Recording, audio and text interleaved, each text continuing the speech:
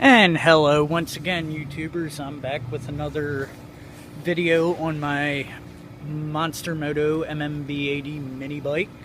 I'm just going to talk to you about some of the small things that I've done. Some of it for fun, some of it for, to speed it up, and some of it for, well, I'm not sure why some of it, but stuff I've done to it. First of all, I would like to point out that down here on the bottom of your motor, right around in this general area down here, you have a screw with a spring on it. See, it goes right back here, right where my finger's at. That little hole right there goes right there. It's a screw with a spring on it. That does is that stops this from going so far when you open the throttle. Like example, it would stop it like there instead of going all the way to there. But anyhow, real simple. You remove that, you can go faster, blah blah blah blah blah. Just that's one thing I've done. The other thing I did is there's a spring that goes up here. Goes from here all the way over to a rod on the other side, right where my finger's at.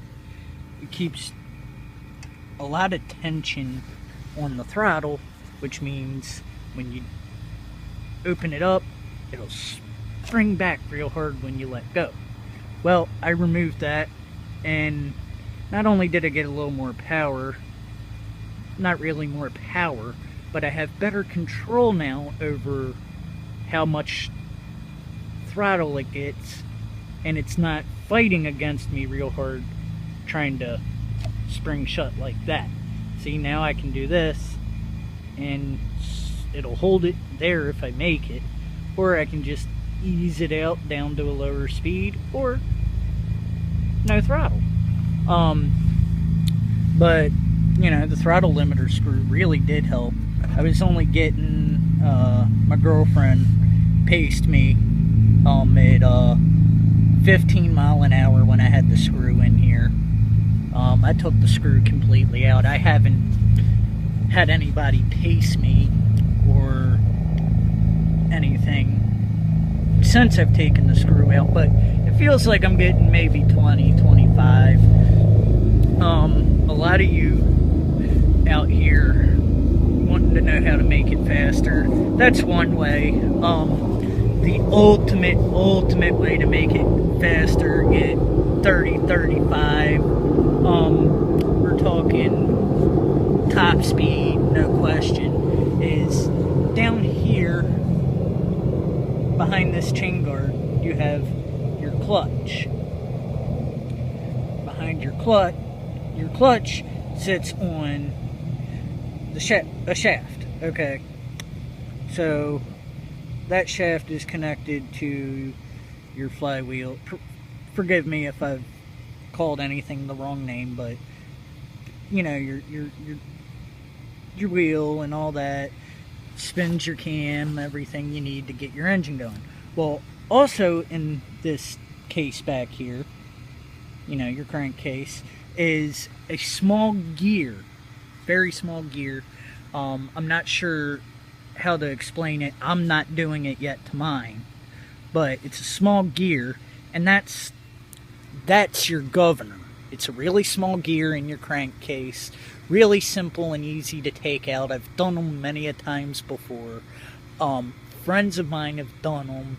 There's plenty of videos on how to remove the crankcase, the cover to the crankcase, and how to remove the governor on bikes that are practically the same engine.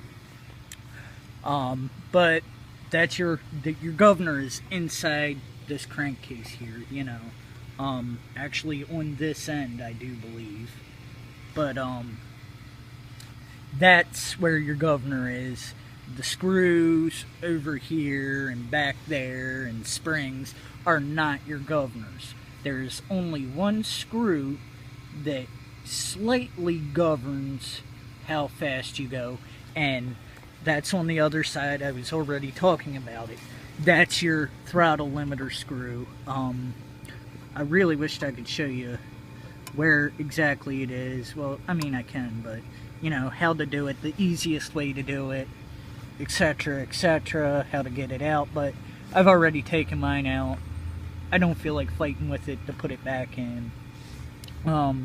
Yet again, to loosen up your throttle and have a little less resistance in it, there's a spring that goes from here all the way over to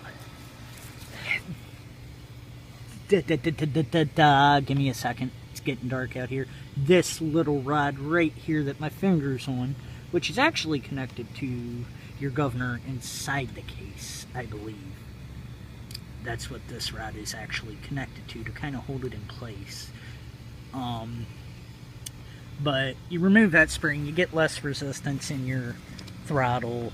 You have a little bit better control over how much throttle you get. You know, how much throttle you can give it, or how much it cuts back when you let off. And that spring, I suggest that to everybody, whether you're trying to go faster or not. That spring looks like this. I mean, it's a big spring. It's you know, it's nothing huge. It's just long and really flimsy, cheap crap. You'll probably break it eventually anyway. But you know, I removed it. I have better throttle control. Another thing I did, I'm experimenting with, is right now I don't have time or money to get pipe to make a actual tailpipe or muffler. As most of you know who have these, your stock muffler is ridiculous. It blows out right here in the front, which is doesn't make sense because you're pushing air back on the carbon and everything and all your exhaust that you're trying to blow out.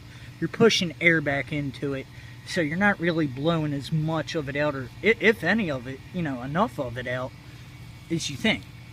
Adds a lot of restriction. I decided to experiment here, and it fits.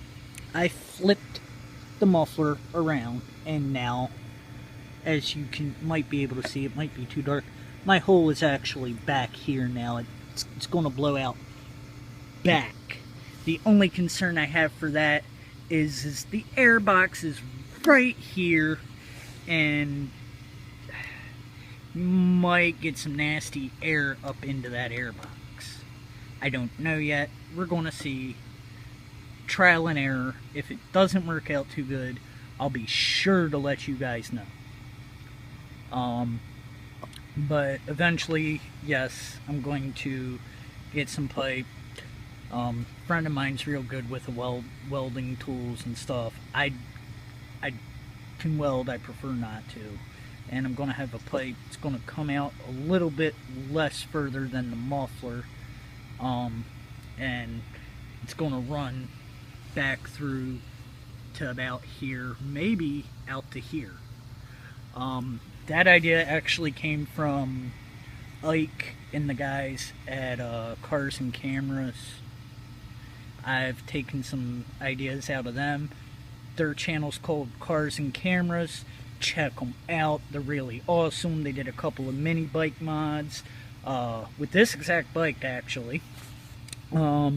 Couple of go-kart mods and some other stuff. They're really cool. Check them out. Yet again, their channel's called Cars and Cameras. And as well as I'll be doing some other videos and tutorials on the bike and other things, so stay tuned.